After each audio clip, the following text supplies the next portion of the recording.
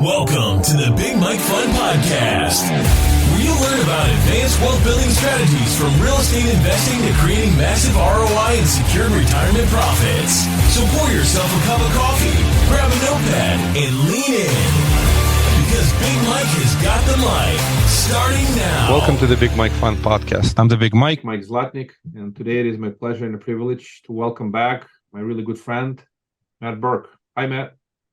Hey, Mike. Great to have you come back. It was great to see you just a week ago at the Very Best Summit. Yeah. I'm glad you made the trip out west. So thank you for coming.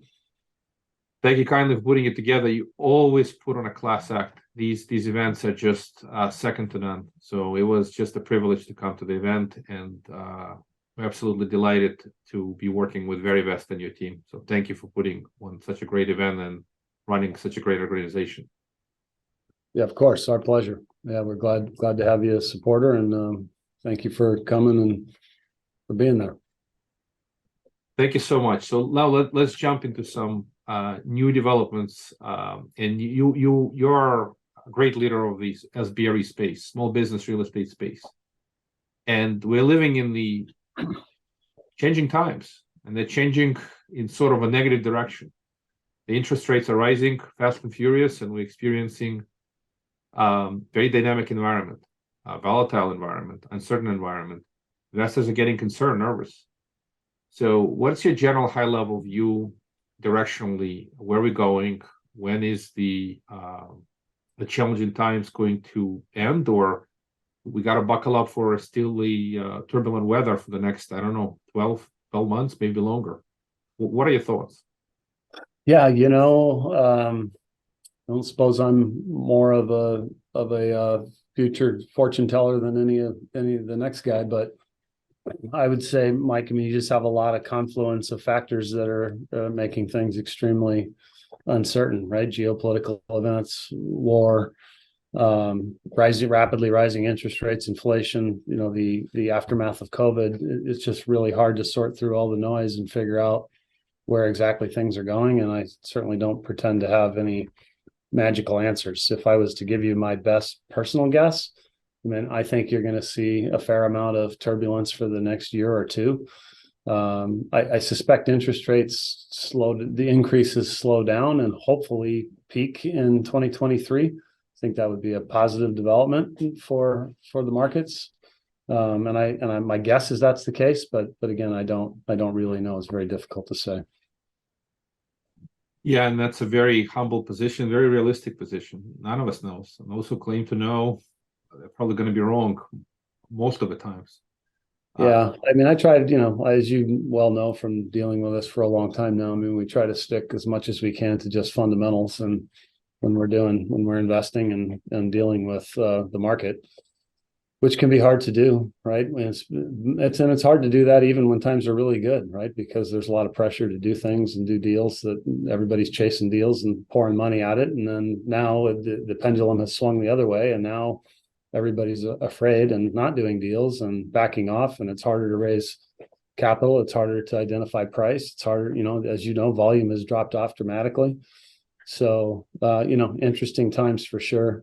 I would say been through enough ups and downs and recessions and slowdowns over the years to know that it all comes to an end sooner or later. It's just some are more painful than others. And, how severe this one will be, I don't think it will be as bad as the Great Recession, in the 08 to 10 or 11 period, but who knows? I think the geopolitical events, our situation with Russia and China and what's going on in the war in Ukraine, I think that can play a huge part in it. That is incredibly difficult to predict.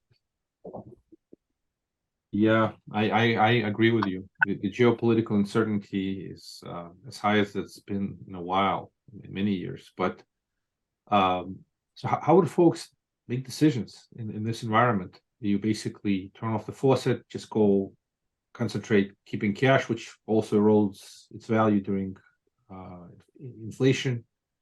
You're still selecting deals. You're still trying to identify good projects in both from equity and debt investment. Obviously, in this environment, debt investments look a little more appealing.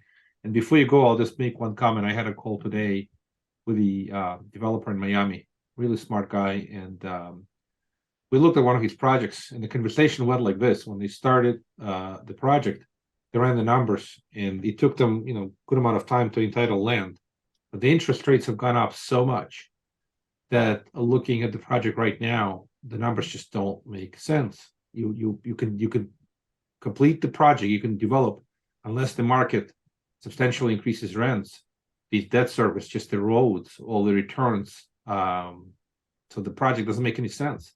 And over a period of short 6 months, a project that looked reasonably feasible now looks like you got to pass, completely walk away.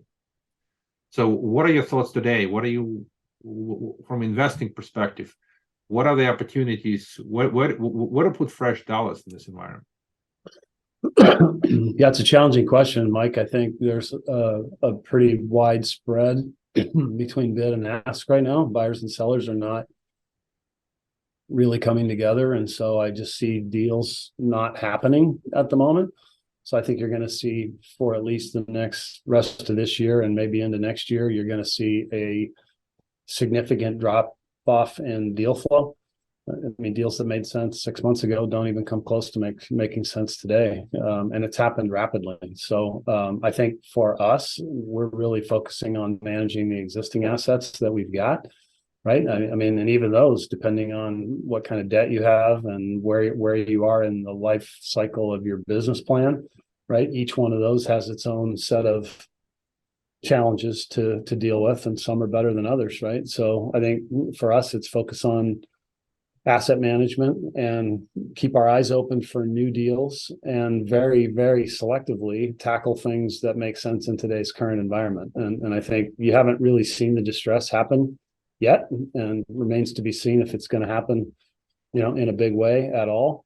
I was certainly expecting that to happen in the aftermath of COVID, and it never really materialized, right? The government threw amazing amounts of money at the problem and really didn't allow for the distress to happen. But now you're seeing the aftermath of that with it, which is inflation and other things. So I think same thing, Mike. You gotta pay attention to fundamentals. Don't do deals just for the sake of doing deals, and pick and choose your battles extremely wisely. Yeah, that's a great point. Focusing on existing portfolio, making sure that it is safe and sound, and if there are cracks in the ice, how we can fix them. And back to the portfolio management discussion. So what does your team look at today? At the assets themselves, debt maturities, the need to refinance, the increase in the rental income, the ability to refinance? Almost like you have to buckle up for the point where either debt matures or you're trying to sell and you can't sell for the price you want to sell. Right? Is that the train of thought here?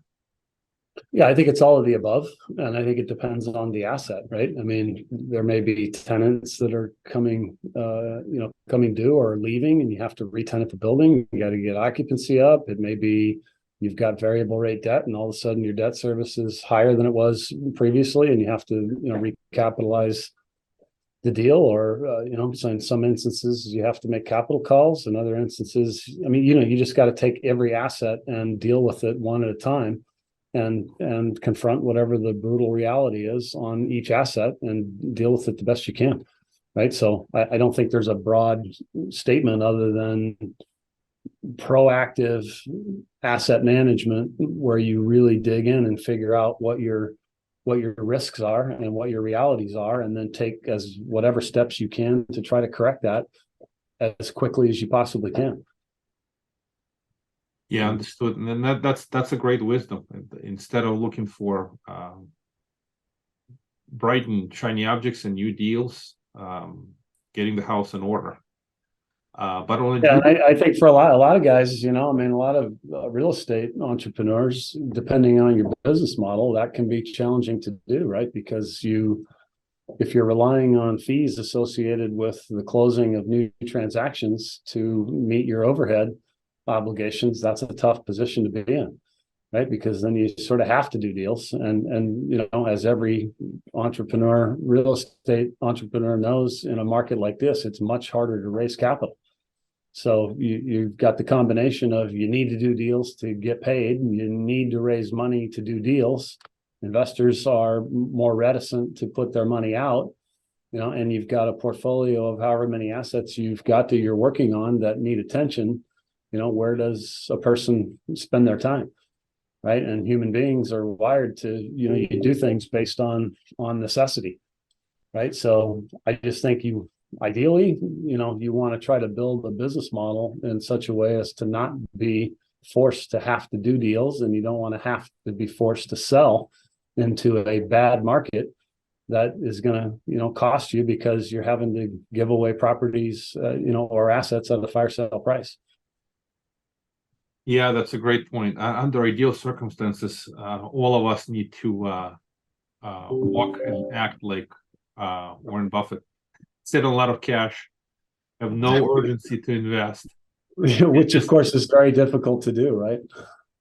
Yeah, but that's a classic example where it's very slow, patient. Just read a lot, think a lot, and don't be pressed to take action, and wait until there's crisis and somebody knocks on your door and says, "Hey, can you help us out? You got the ammunition."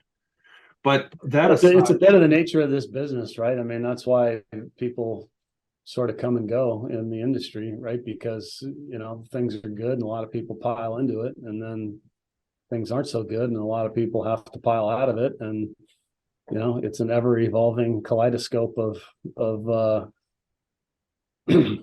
people and businesses and companies and deals that you just manage through the best that you can. I think if people are committed to it in the long term, you know, you learn how to build a company and a business that hopefully can weather these storms, right? But the storms are going to come at various intervals. You just don't know when, and you don't know how long they last, and you don't know how severe they're going to be. But, you know, it's like you can't really prepare for the storm after it's already arrived, right? You got to do your preparations when the weather is good. And that's hard for a lot of people to do, in my experience. Yeah, and that, by the way, a lot of credit to you and your team for running a very steady ship over the years, and I've certainly been an observer of that. And what I see is just a lot of what you said. A lot of operators, they do good when the times are good, and then some tremors on ice or some cracks on ice, and then they fall, and they reappear a year or two later with a statement, well, I'm different now. The business is different now. I learned the lessons. And I literally just got a couple of these folks reappear, and we know they ran the business not very well a couple of years ago, and when the times were still pretty decent. Now they're coming back forward with new deals, and they're claiming to be able to operate much better. And my question to them is, what has changed? I mean, well, how are you, besides the fact that you believe you're different, what evidence do you have that now it's going to be better? And you're entering into a very difficult market anyway. Yeah, you can always form a new entity, and then, you know, you can conveniently forget about the names of your prior entities when it comes to proffering your track record to other people. And, you know, we see that all the time. Well, that's back to Verivest, right? You do it at Verivest. You verify track record, and that's exactly what people do. They hide difficult projects. They just kind of conveniently disappear. And then you got to go dig, and it's not easy to find some of these challenging projects.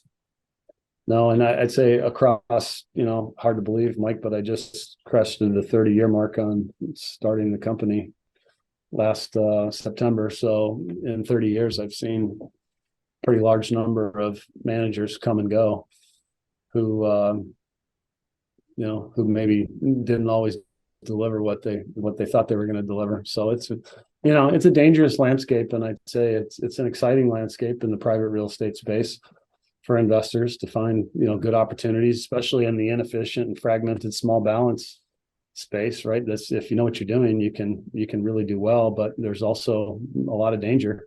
So you gotta pay close attention to what's happening in the space, and nothing's foolproof, right? This is investing at the end of the day. It's not without its risks. Yeah, that's a great point. And one of the biggest challenges I see is just people are they look on the surface, unfortunately, including a lot of smart investors. They look at the top line projections, they look at the optimistic views, and nobody wants to look at the worst case scenario. And that's the big difference between prudent operators. Yeah, and I would tell you, I mean, if you think about it, Mike, I mean, you look back on the last decade, right? In 2013, the Jobs Act came out, and general solicitation and advertising was then legal. That gave rise to crowdfunding, and then you saw a whole bunch of crowdfunding sites that I in my judgment, are kind of pretending to be real estate experts and figuring out technology to allow a greater number of people to come into the space.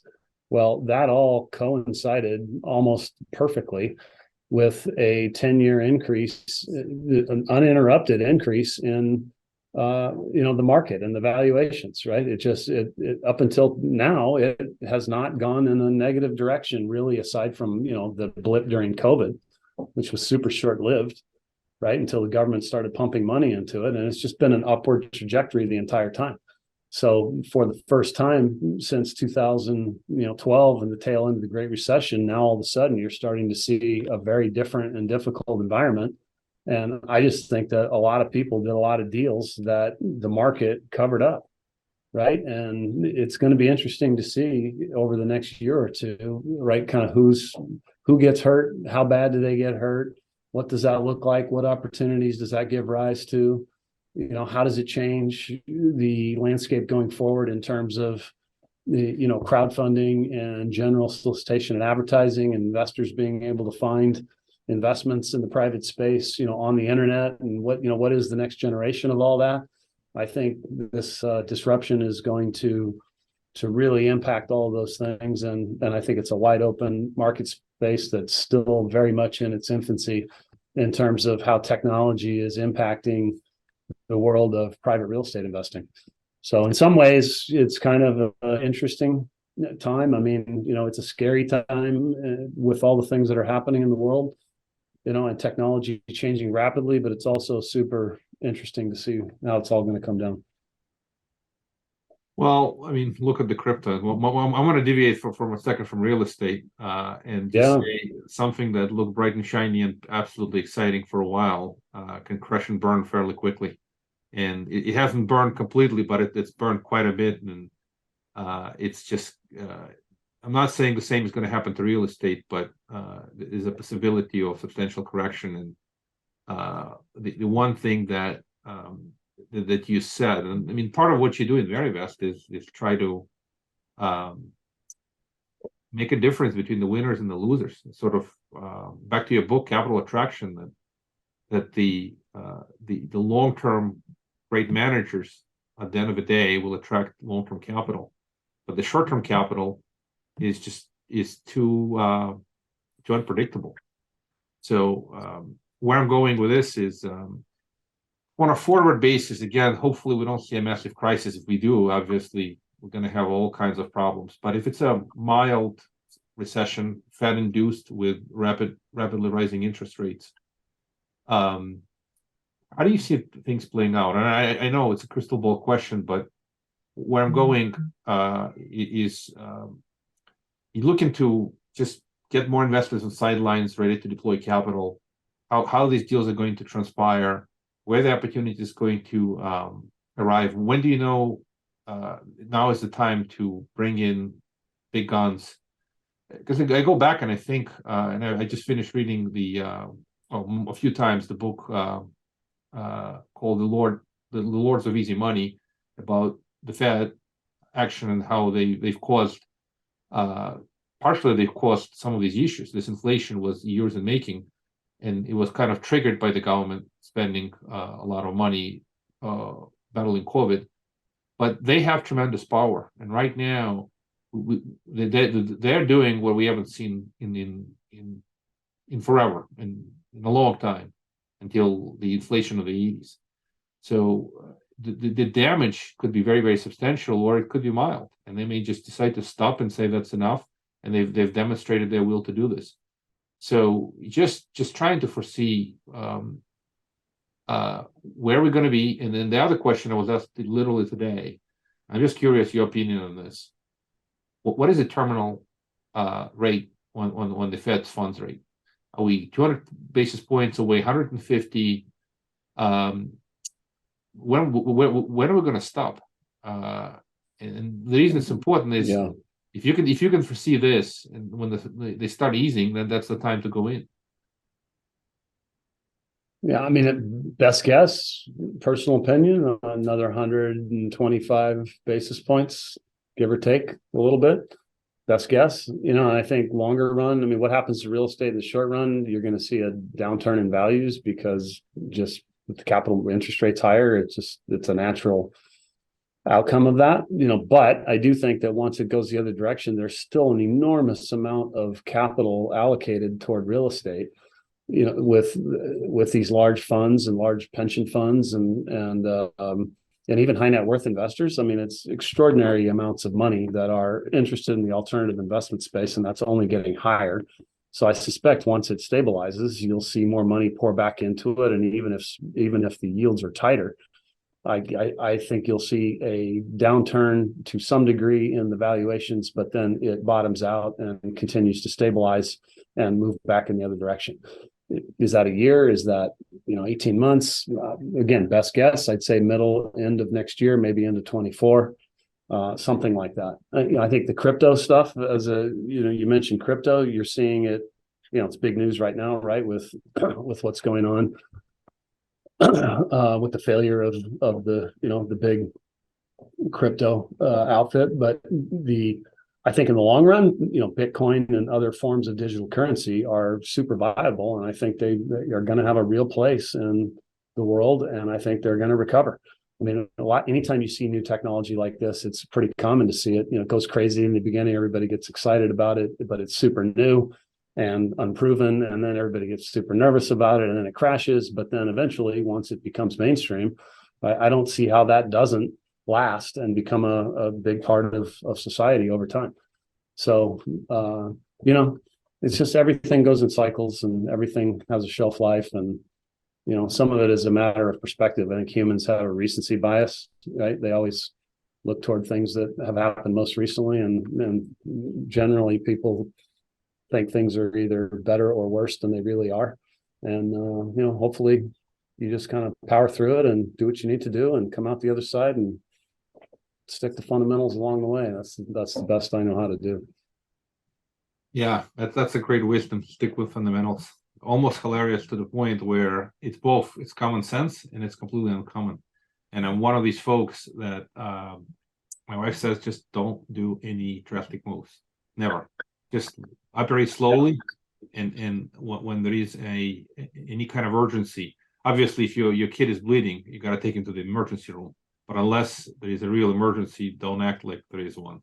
So. Yeah, and people have a tendency to overreact, I think, sometimes. So it takes a lot of discipline not to. Yeah, I appreciate that. And it's a great wisdom, fundamentals. Matt, thank you for coming on the podcast. How would folks get a hold of you? Veryvent.com, fairwayamerica.com, any other way? Yeah, you can reach me at either place. It's matt.burk, B-U-R-K, and either at Fairway America or at veryvest.com, but matt.burk at Fairway America or veryvest.com. Thank you kindly. Appreciate your wisdom. It was great to see you again a week ago, and I guess we'll chat again soon. Yeah, I appreciate you having me on, Mike. Thank you.